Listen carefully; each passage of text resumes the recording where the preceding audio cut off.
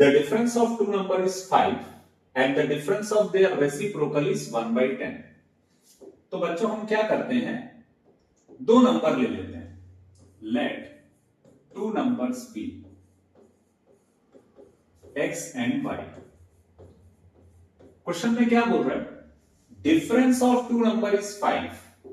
Question में बोल रहा है difference of two number is 5। तो इसका मतलब ये है कि अगर हम दो नंबर ले रहे हैं, उन दोनों का डिफरेंस का मतलब क्या होता है, माइनस, और दो नंबर क्या लिया हमने, x और y, इसका मतलब equal to, that is x minus y equal to 5। तो एक वैल्यू अगर हमने x लिया, दूसरा वैल्यू y लिया, तो x minus y equal to 5, difference of two number is 5, ऐसा उसने कहा है। अब यहां से हम या तो x या y की वैल्यू निकाल लेते हैं। सपोज मैंने x की वैल्यू निकाली, तो ये माइनस y जो है वो ट्रांसफर होके क्या हो जाएगा, प्लस y। तो हमारे पास अब दो नंबर आ गए, पहला नंबर होगा x, दूसरा नंबर y। तो हमने x को y के टर्म्स में लिख दिया। अब क्वेश्चन में बोल रहा है and the difference of their reciprocal is 1/10। Difference of their reciprocal मतलब फर्स्ट नंबर और सेकंड नंबर के रेसिप्रोकल का डिफरेंस कितना है, 1/10।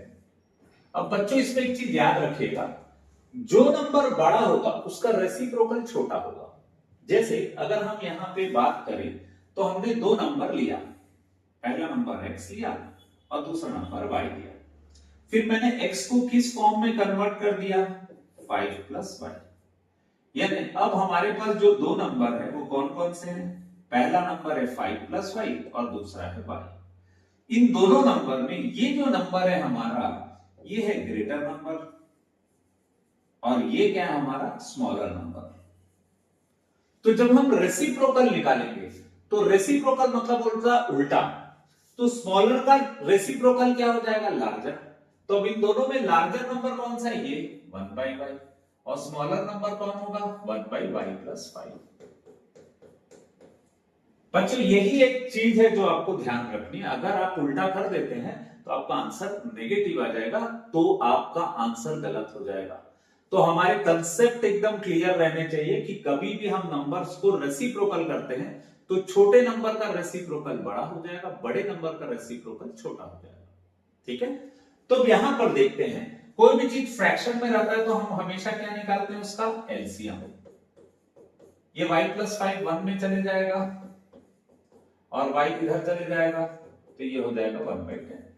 y कैंसल हो जाएगा, 5 upon y square plus 5y equal to कितना होगा, 1/10।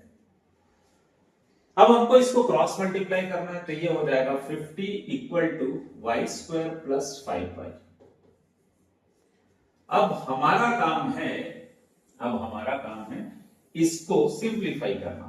इसको सिंप्लीफाई करने के लिए हम इसको क्वाड्रेटिक इक्वेशन बना देते हैं, तो ये हो जाएगा y स्क्वायर प्लस 5y, और जो प्लस 50 है ट्रांसफर होकर क्या हो जाएगा, minus 50।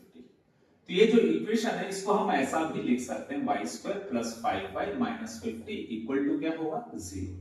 Splitting the middle term से बनाना है तो हमको क्या करना पड़ेगा, फर्स्ट और लास्ट को मल्टीप्लाई करना पड़ेगा, 1 और 50 को मल्टीप्लाई, कितना आ जाएगा 50। 10 5 का कितना होता है 50, और इस 10 और 5 को अगर हम माइनस करें तो हमारा आंसर आएगा 5, जो हमको चाहिए। तो इन प्लेस ऑफ 5y हम क्या लिख सकते हैं, ये 5y कैसे आएगा, 10y माइनस 5y। तो इस 5y को लिखेंगे 10y माइनस 5y, और ये y square as it is, ये minus 50 as it is equal to 0। अब बच्चों इन दोनों में से हम y को क्या निकाल सकते हैं, कॉमन, तो ये आ जाएगा y प्लस 10। अब यहां पर हमेशा जब भी कॉमन निकालते हैं, जो साइन सामने रहता है उसको लिखते हैं।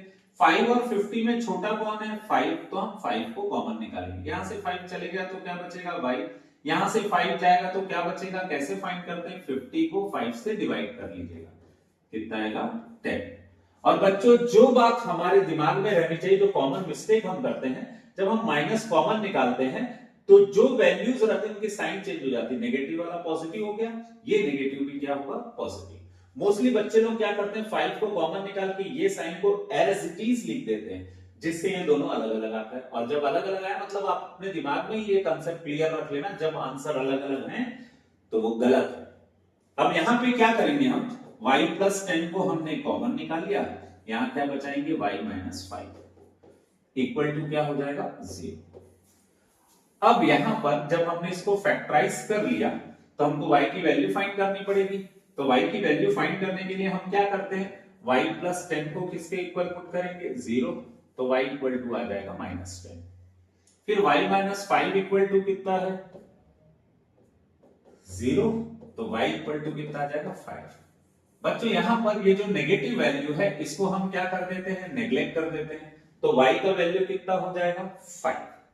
अब देख रहे हैं आप, हमारे पास दो नंबर थे। फर्स्ट नंबर क्या था हमारा x, सेकेंड नंबर क्या था हमारा y। तो बच्चों आपने y का वैल्यू तो ला लिया है, x कैसे लाएंगे, x है y प्लस 5 के इक्वल, दैट इज y की जगह पे आप क्या पुट कर दोगे 5, तो ये हो जाएगा 5 प्लस 5 कितना हुआ 10। तो आपके पास दो नंबर रहेंगे, पहला नंबर रहेगा 10 और दूसरा नंबर रहेगा 5। इस तरीके से ये क्वेश्चन सॉल्व होगा।